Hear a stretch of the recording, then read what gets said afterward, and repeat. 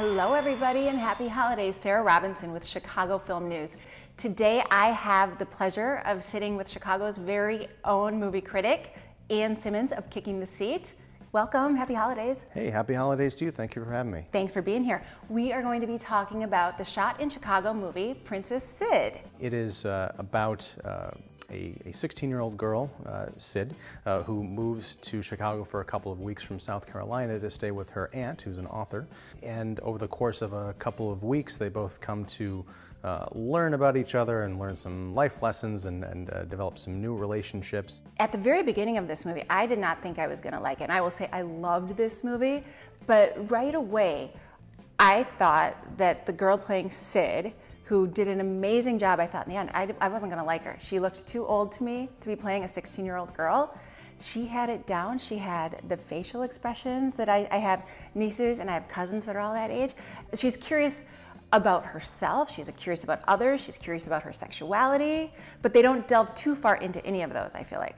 Stephen Cohn, in putting this movie together, I think was really smart in the way that he lets us go for a long time, not really letting us off the hook as far as, are we supposed to like these characters? Are we supposed to relate to them? Are we supposed to accept their behavior? And there's a really lovely scene in the climax, a kitchen conversation. Both of these key characters lay everything out on the table, and from that point on, I was fully invested, and that's why I need to see it again, to see if there's sort of any clues leading up to that that I should have anticipated this turnaround, which I didn't. It starts out where tragedy overtakes the family, and Sid is left to be an only child with just her and her father.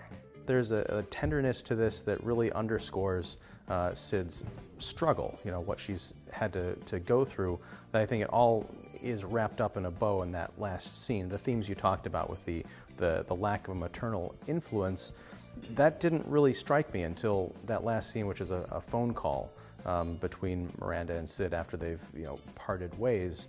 It's one of the most moving moments I've seen. It's such a simple moment and such a big moment. Well, and something that Stephen Cohn did is took the creative community, and I don't know if this was intentional or not, but also added the religious community and showed acceptance. Yes, it's not. This movie does not go where you expect it to go, especially because there are the two of the main characters are a pair of lesbian girls, and then you hear this religious element introduced. You're like, oh, this is going to be a clash. This is not going to end well. It ends beautifully because it just comes back to, it's not about structures or definitions. It really is just about people trying to connect with each other.